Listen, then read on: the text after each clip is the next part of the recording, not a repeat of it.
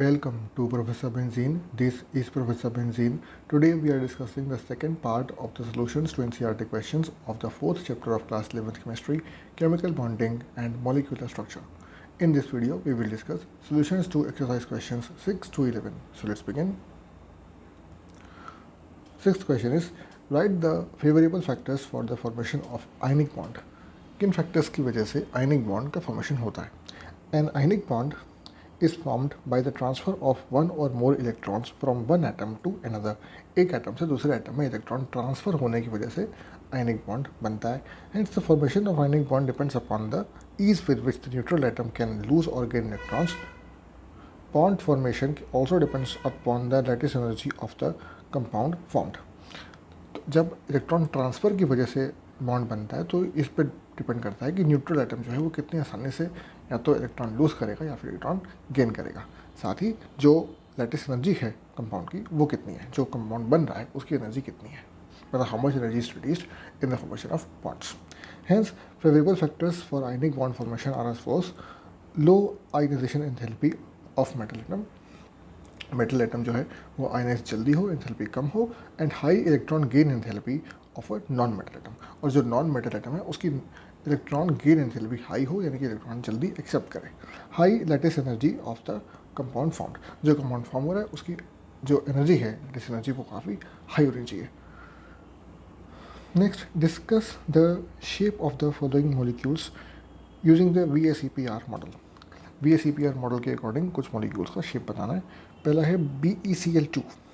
BeCl2 में chlorine और Be और बेरिलियम Cl, दो क्लोरीन के atom around beryllium atom, so एक एक इलेक्ट्रॉन शेयर हुआ. The central atom has no lone pair and there are two bond pairs.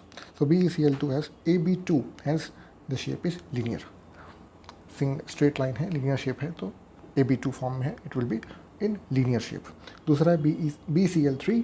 BeCl3 में एक B 3 Cl, और जो कि Cl के 3 एटम हैं, और B में आउटर मोस्ट शेल में जो नंबर ऑफ इलेक्ट्रॉन्स है, सेंट्रल एटम के लोन पेयर नहीं है फिर से, और टोटल 3 बॉन्ड पेयर बन रहे हैं, इसलिए इसका शेप इज AB3 और AB3 is trigonal planar. Next is case of SiCl4. SiCl4 में एक सिलिकॉन है, क्लोरीन के 4 एटम है. इस केस में ए जो है वो बनेगा AB4 टाइप मॉलिक्यूल, और AB4 टाइप मॉलिक्यूल का जो शेप है वो टेट्राहेड्रल होता है. Next is AsF5, arsenic fluoride. SF5 एक आर्सेनिक का है और 5 फ्लोरीन के हैं, तो 5 एटम अराउंड आर्सेनिक रखेंगे. फिगर बना हुआ है किस तरीके से बॉन्डिंग होगी. और इस केस में central atom has no lone pair and there 5 bond pairs, so AFS5 has type AB5. AB5 is trigonal bipyramidal, यानी कि जो शेप बना हुआ है this is trigonal bipyramidal. Next is H2S. H2S में एक सल्फर है, 2 हाइड्रोजन है, और सेंट्रल एटम में एक लोन पेयर ऑफ इलेक्ट्रॉन्स है. बॉन्डिंग हो रहा है एक हाइड्रोजन का, एक सल्फर का, 2 जगह बॉन्ड कर रहा है, और 2 लोन पेयर हैं. तो इस केस में जो शेप है वो है AB2E. E is for lone pair, एक लोन पेयर है, तो AB2E के केस में बेंड स्ट्रक्चर आएगा. Next is PH3. PH3 में एक again there is 1 lone pair और 3 H के आइटम है, तो इस केस में जो शेप है वो AB3E का होगा, और AB3E ज्योमेट्री जो है उसकी शेप ट्राइगोनल बायपिरामिडल होती है. Next, although geometries of NH3 and H2O are distorted tetrahedral, bond angle in water is less than that of ammonia. Discuss. Bond angle जो है वो वाटर का अमोनिया से कम है, जबकि ज्योमेट्री दोनों की सेम होती है. ऐसा क्यों? तो यहाँ पर दोनों का फिगर दिया हुआ है. NH3 उसमें भी लोन पेयर है, ऑक्सीजन में भी लोन पेयर है. The central atom of nitrogen in ammonia has 1 lone pair and there are 3 bond pairs. In H2O there is 2 lone pair and 2 bond pair. The 2 lone pair present in oxygen atom of H2O molecule repel the 2 bond pair. This repulsion is stronger than the repulsion between the lone pair of and 3 bond pair of nitrogen atom. अब nitrogen में एक ही loan pair है, तो उसका जो repulsion है bonds के लिए वो कम है, और ऑक्सीजन में 2 लोन पेयर है, इसलिए दोनों बॉन्ड्स का जो रिपल्शन है वो ज़्यादा है, इसलिए एंगल जो है वो कम होगा. Since repulsion of the bond pair of NH2 molecule is greater than NH3, the bond angle of water is less than that of ammonia.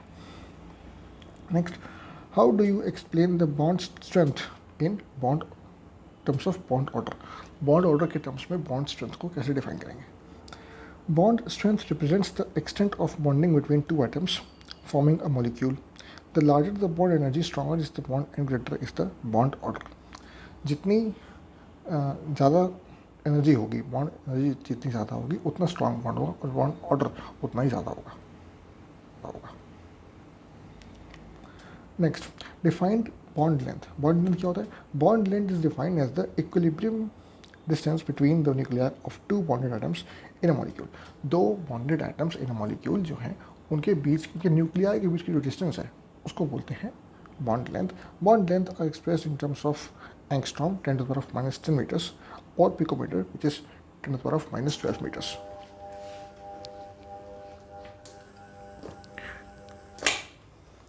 And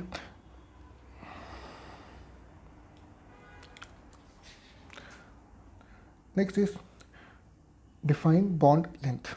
तो bond length क्या है? Bond length is defined as the equilibrium distance between the nuclei of two bonded atoms in a molecule. दो bonded atom के nuclei के बीच की distance जो होती है उसको बोलते हैं bond length. Bond length are expressed in terms of angstrom 10⁻⁻10 and picometer 10⁻⁻12 meters and are measured by spectroscopic X-ray diffraction and electron diffraction techniques. ये दो टेक्निक से मेजर करते हैं इसको. In an ionic compound, the bond length is the sum of the ionic radii of the constituting atoms. D equals to R plus and R minus. एक ionic compound में जो ionic radii होती है दोनों atoms की उनका sum होता है bond length. In a covalent compound it is the sum of the covalent radii. और कोवेलेंट कंपाउंड में जो कोवेलेंट रेडियाई होती है इनके दोनों एटम्स की आर ए और आर बी उसका जो सम होगा वो होगा bond length.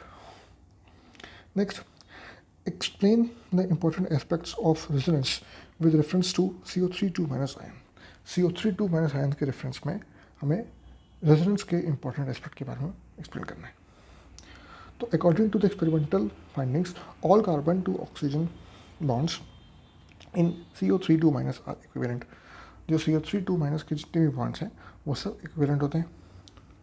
Hence it is inadequate to represent CO3 2 minus by a simple Lewis-Strauss structure having two single bonds and one double bond. तो उसको लेविस बॉन्ड स्ट्रक्चर के थ्रू प्रेजेंट करना चाहिए, वो एडिक्वेट नहीं है. Therefore carbonate ion is described by resonance hybrid.